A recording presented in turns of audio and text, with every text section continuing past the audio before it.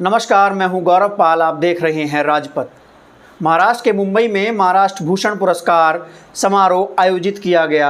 इस समारोह में लाखों की संख्या में लोग शिरकत करने पहुंचे, लेकिन उन लाखों लोगों में से 13 लोगों को नहीं पता था कि वह वापस लौट पाएंगे या नहीं। 13 लोगों की इस कार्यक्रम में मृत्यु हो गई। इस कार्यक्रम के मुख्य अतिथि केंद्रीय गृह मंत्री अमित शाह थे। तो वहीं राज्य सरकार ने इस कार्यक्रम को आयोजित करवाया। केंद्रीय गृह मंत्री अमित शाह के साथ एकनाथ शिंदे भी इस कार्यक्रम में पहुंचे। लाखों की संख्या में लोग कार्यक्रम में शिरकत करने पहुंची और 13 लोगों की मौत लू लगने से हो गई, क्योंकि जिस मैदान में यह कार्यक्रम आयोजित करवाया उस मैदान में लोगों के बैठने के लिए कोई टीन शेड नहीं था। लोगों को इस चिलचिलाती गर्मी में 38 डिग्री तापमान में खुले आसमान के नीचे बिठाया गया, जिस वजह से 13 लोगों की लू लगने से मृत्यु हो गई और कई लोग अस्पताल में भर्ती हैं और क्रिटिकल कंडीशन में हैं। अब ये जिम्मेदारी किसकी बनती है? आयोजन कराने वाली सरकार की। जब इतनी बड़ी संख्या में लोग वहां पर पहुंच रहे हैं और मौसम का हाल ये है कि लू चल रही है और तापमान 40 डिग्री के आसपास पहुंच रहा है, तो क्या उन लोगों के बैठने के लिए व्यवस्था ज़रूरी नहीं थी? अगर आप मंच देखेंगे तो मंच पर बढ़िया टीन शेड लगाकर व्यवस्था की गई है। जहां पर अतिथि बैठे हैं वहां पर कूलर एसी पंखे लगाकर व्यवस्था की गई है। उनको ध्यान रखा गया है कि अतिथि को किस प्रकार की गर्मी ना लगे। लेकिन कार्यक्रम में शिरकत करने पहुंची जनता जनार्दन के लिए कोई व्यवस्था नहीं। उनको खुले आसमान के नीचे बैठने के लिए छोड़ दिया गया, मरने के लिए छोड़ दिया गया। कौन जिम्मेदार है इसके लिए? ये एक सवाल है। महाराष्ट्र सरकार को क्या इस बात का अंदाज़ा नहीं था? तो वहीं दूसरी ओर हमारे देश का मीडिया, देश में इतनी बड़ी घटना हो गई और हमारे देश का मीडिया इस खबर पर मौन है, चुप है, चुप्पी साधे हुए है। क्यों चुप्पी साधे हुए सब लोग जानते हैं, क्योंकि सत्ताधारी पार्टी के लोग इस कार्यक्रम में शिरकत करने पहुंचे थे। इसलिए देश के मीडिया के मुंह में दही जम चुकी है। तो वहीं अगर ये कार्यक्रम बिहार, राजस्थान, छत्तीसगढ़ या पंजाब में हो रहा होता तो देश का मीडिया अपना कैमरा, ओबी वैन सब लेकर कार्यक्रम स्थल पर पहुंच जाता और इस खबर को बहुत बड़ी खबर बनाकर प्रोजेक्ट करता। हालांकि ये बहुत बड़ी खबर है, एक कार्यक्रम में 13 लोगों की मृत्यु हो जाना, और वो भी सरकार और प्रशासन की कमी के कारण, क्योंकि सरकार और प्रशासन ने वहाँ पर कोई व्यवस्था नहीं की थी, टीन शेड नहीं लगाए थे। तो वहीं आप अगर इन्हीं पार्टियों के चुनावी रैली को देखें तो वहाँ पर कितनी अच्छी व्यवस्था की जाती है, बाकायदा टीन शेड लगाए जाते हैं। भाजपा की रैलियां तो अपने इवेंट ऑर्गेनाइजेशन के लिए मशहूर है। भाजपा की रैलियों में कई सौ बीघे में टीन शेड लगाए जाते हैं, जिसके नीचे लोग बैठते हैं और नेताओं को सुनते हैं। उन टीन शेड में कूलर, पंखा, एसी सब लगाए जाते हैं। जब चुनावी रैलियों में पहुँचे लोगों के लिए टीन शेड लगाया जा सकता है, उनके लिए पंखा, कूलर, एसी लगाया जा सकता है, तो महाराष्ट्र सरकार द्वारा आयोजित किए गए इतने बड़े सम्मान समारोह में ये व्यवस्था क्यों नहीं की जा सकती?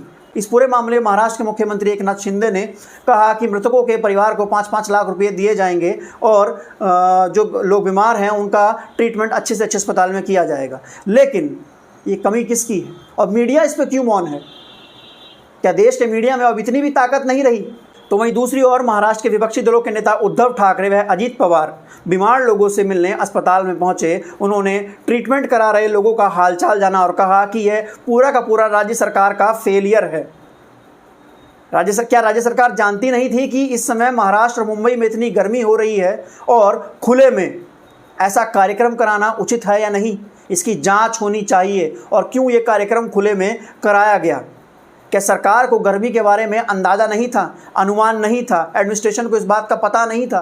तो वहीं कांग्रेस की ओर से इस पूरे मामले में प्रतिक्रिया आई। कांग्रेस नेता कन्हैया कुमार ने कहा कि मामले की जांच होनी चाहिए, मृतकों के प्रति उनकी संवेदना है। और उन्होंने एक बात और कही कि नेताओं के लिए तो टेंट, कूलर, एसी, पंखा सब लगाया जा सकता है, लेकिन उन नेताओं को चुनकर भेजने वाली जनता को चिलचिलाती धूप में 38 डिग्री तापमान के नीचे मरने के लिए छोड़ दिया जाता है।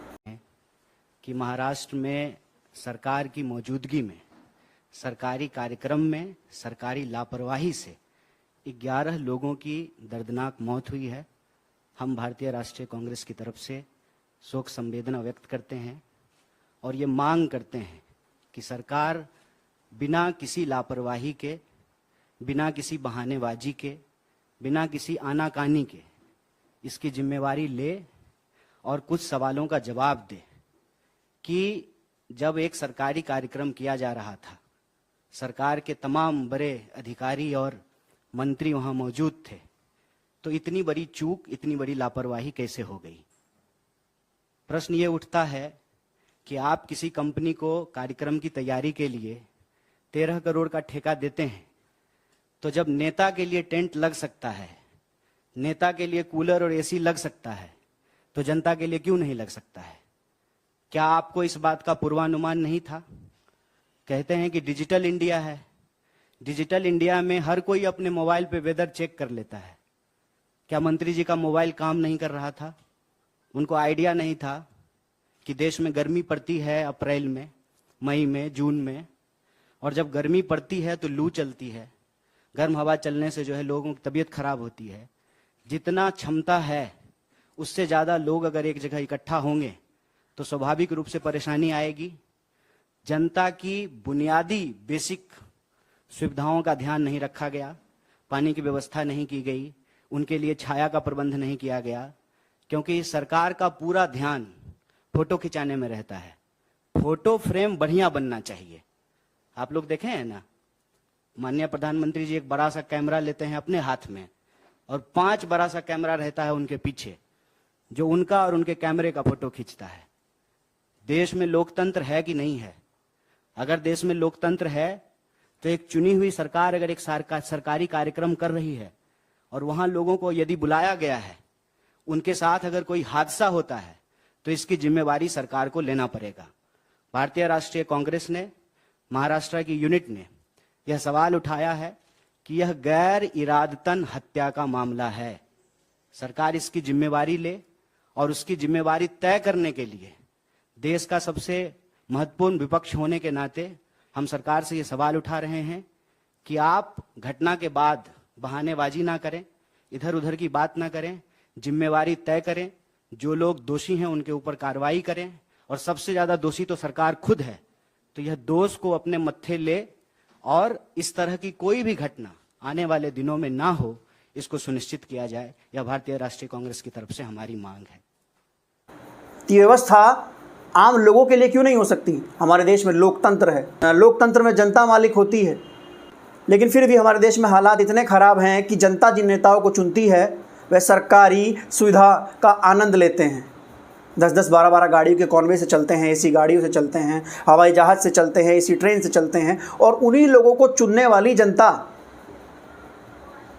जनरल डब्बों में धक्के खाती है।